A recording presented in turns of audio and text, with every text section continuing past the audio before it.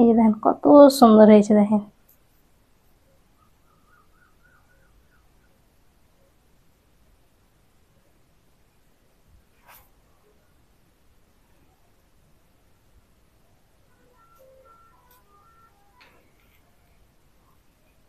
মানে এইভাবে টিপছে আবার সেদিকে সোজা হয়ে যাচ্ছে।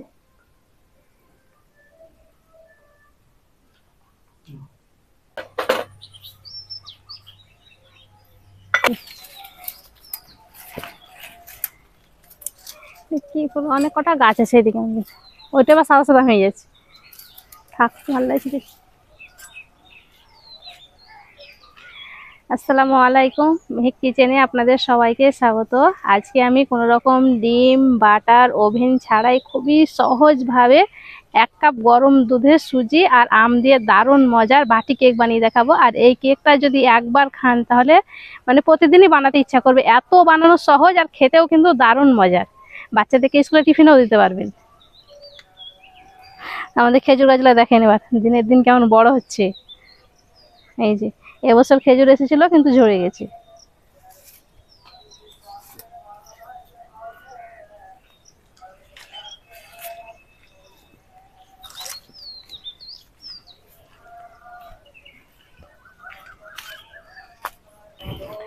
কেক বানানোর জন্য চুলোতে আমি কড়াইটা বসিয়ে দিয়েছি। আজকে আমি গরম দুধে সুজি দেবো দিয়ে কেকটা বানাবো। তার জন্য এই কাপ মেপে আমি দিয়ে দিচ্ছি 1 কাপ গরুর দুধ।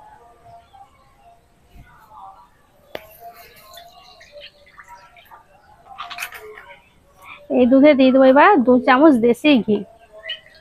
আমি এখানে দেশি ঘি দিচ্ছি, আপনারা চাইলে সাদা তেলটাও দিতে পারেন। প্রথমে দুধটাকে একবার ভালো করে ফুটিয়ে নেব। দুধটা ভালো মতন গরম হয়ে গেছে।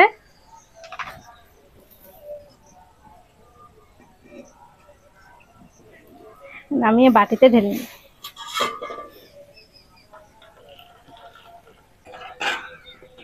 আর এখানে আমি 1 কাপ থেকে কিছুটা কম কিন্তু সুজি নিয়েছি। এই যে এই চেষ্টা করবেন মিহি সুজিটা নেওয়ার। তো এখানে আমি পুরোপুরি 1 কাপ সুজি নিইনি, কেন কম দিয়েছি সেটা আপনাদেরকে বলে দেবো।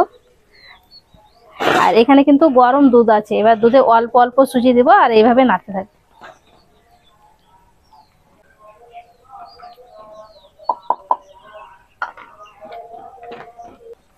এই গরম দুধে যদি একসঙ্গে সুজিটা ঢেলে দেন তাহলে পরে কিন্তু দেখবেন দলা পেকে যেতে পারে, তাই অল্প অল্প সুজি দিবেন আর এইভাবে নাড়বেন। এই গরম দুধে একবার সুজি দিয়ে এই কেকটা বানিয়ে দেখবেন, এত সুন্দর সফট হবে, একেবারে নরম তুলতুলে।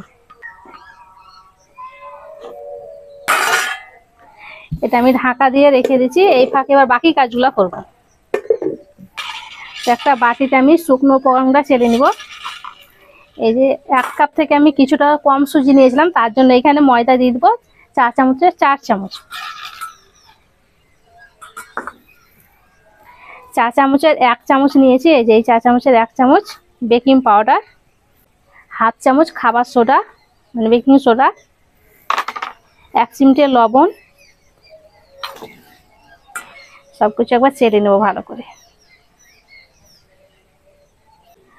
আর এইখানে আমি এই কাপেরই হাফ কাপ চিনি নিয়েছি, চিনিটাকে একবার ভালো করে শিলপাটাতে গুঁড়ো করে নিয়েছি, এটা দিয়ে দিচ্ছি।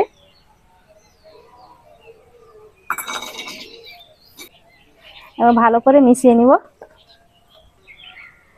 আর যেহেতু আমি আজকে আম দিয়ে কেকটা বানাবো, তার জন্য এখানে আমি একটা পাকা আম নিয়েছি। আমটা থেকে এবার রসটা বের করে নেব। আমি এখানে একটা আম নিয়েছি, আপনারা চাইলে আমটা কম বেশি করে নিতে পারেন।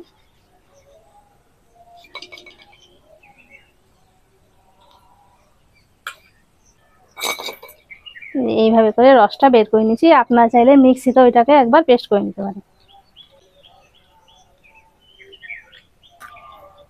সম্পূর্ণ আমের রসটা আমি বের করে নিয়েছি। আজকাল কেকটা আমি বাটিতে বানাবো, তার জন্য এখানে ছোট ছোট বাটি নিয়েছি। আপনারা চাইলে যে কোনো বাটি নিতে পারেন অথবা কাপও নিতে পারেন, যে আমরা চাপ খাই সেই কাপটা। তো প্রথমে বাটিগুলো রেডি করে নেব। অল্প অল্প তেল দিয়ে দেবো বাটিতে।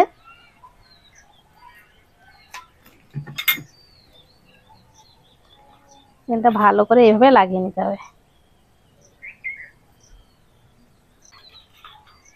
বাটিতে আমি ভালো করে তেল লাগিয়ে নিয়েছি, আর অল্প অল্প ময়দা দিই। ময়দাটা এবার ভালো করে এইভাবে লাগিয়ে নিতে হবে বাটিতে।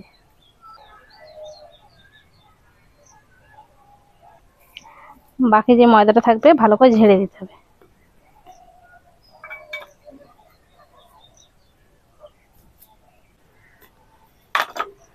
সব বাটিগুলো আমি রেডি করে নিয়েছি। আর এদিকে সুজিটা রেস্টে রাখা 15 মিনিট মতন হয়ে গেছে। অবশ্যই চেষ্টা করবেন 15 মিনিট রাখার।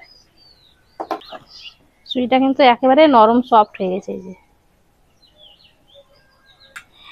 এবার যে আমের রসটা বের করে রেখেছিলাম এটা দিয়ে দেবো।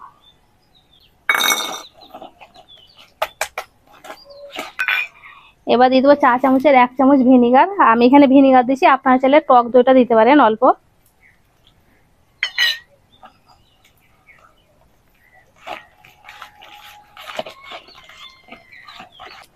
এইভাবে খুব ভালো করে মেখে নিতে হবে।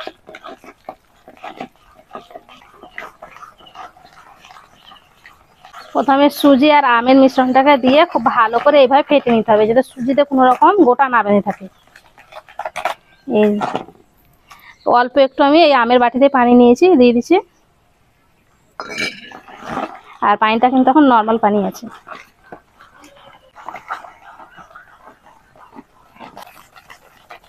সুজিটাকে আমি খুব ভালো করে ফেটে নিয়েছি, কোনো রকম কিন্তু গোটা বেঁধে নাই। এবার যে শুকনো উপকরণগুলো রেডি করে রেখেছিলাম দিয়ে দেবো। আর দিয়ে দেবো অল্প একটু ভ্যানিলা এসেন্স। আপনারা চাইলে যদি এটা না থাকে তাহলে পরে এলাচ গুঁড়ো দিতে পারেন।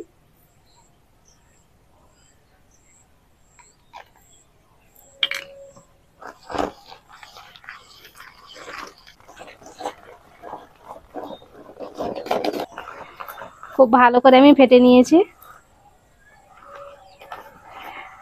আর এই যে দেখেন মিশ্রণটা এরকম হবে, একটু ঘনর ভাগই বেশি হবে, অতটা পাতলা হবে না। এবার যে বাটিগুলো রেডি করে রেখেছিলাম এই বাটিতে অল্প অল্প মিশ্রণ নিয়ে দিয়ে দেবো। আর একবার ফেটে নিচ্ছি।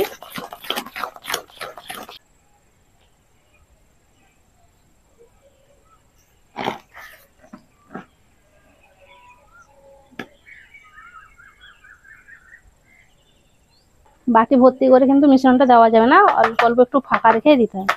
এবার এইভাবে একটু ঢাকিয়ে নিতে। এখানে কিছু চেরি নিয়েছি, চেরিগুলো দিয়ে দেবো, দেখতে ভালো লাগে।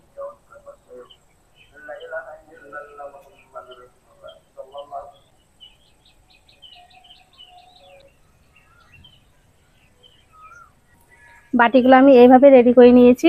আরো একটু মিশ্রণ আছে, এটা একটা বাটিতে দিয়ে দেবো। কেকটা বানানোর জন্য চুলোতে আমি কড়াইটা বসিয়ে দিয়েছি। কড়াই একটা দিয়ে দিয়েছি স্ট্যান্ড। আর এরকম যদি ঘরে স্ট্যান্ড না থাকে তাহলে একটা প্লেট বসিয়ে দেবেন, তাহলে পরে হবে। এবার দিয়ে দিচ্ছি একটা থালা।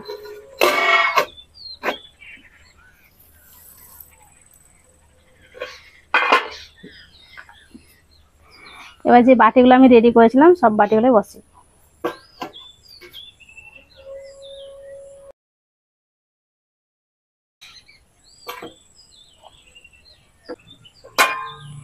এবার ঢাকা দিয়ে এটাকে হালকা আছে 40 থেকে 50 মিনিট মতন জাল করে নেব। 35 মিনিট পর একবার চেক করে নেবেন যে কেকটা ঠিকঠাক হয়েছে কিনা। যদি হয়ে যায় তাহলে জাল দেওয়ার কোনো দরকার নেই। আপনাদেরকে আমি বলেছিলাম যে 40 মিনিট কেকটা জাল করব, কিন্তু আমি 20 মিনিট পর একবার চেক করেছি, কিন্তু কেকটা হয়ে গেছে।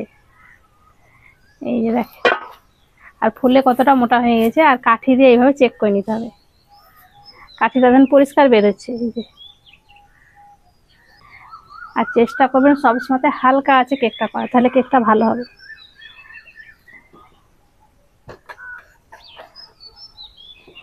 এবার আমি এইভাবে ঢাকা দিয়ে এটাকে পুরোপুরি ঠান্ডা করে নেবো, তারপর আপনাকে দেখাবো। যদি একটু একটু কাঁচা থাকে তাহলে কিন্তু এই ভাপেই হয়ে যাবে।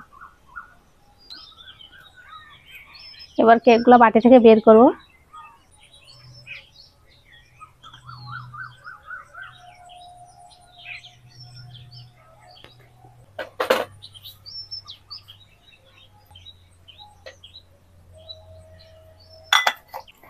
এবার দেখেন কেকগুলো দেখতে কতটা লোভনীয় লাগছে, আর আম দেওয়ার কারণে কত সুন্দর কালারও হয়েছে। এই যে আর চেরিগুলো দেখেন তলে বসে যায়নি, ওপরেই আছে। আর কত সুন্দর ফুললে একেবারে মোটা হয়ে গেছে, এই একেবারে সফট।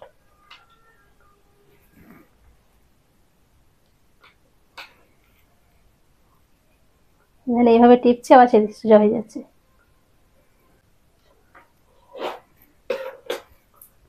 এই যে দেখেন কত সুন্দর হয়েছে, দেখেন।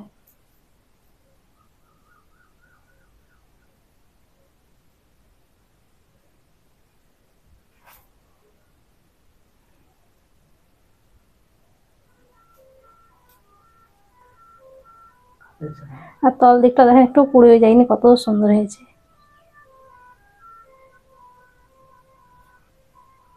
কেউ ভাবতেই পারবে না সুজি দিয়ে আর আম দিয়ে এত সুন্দর কেক হয়। এই যে দেখেন,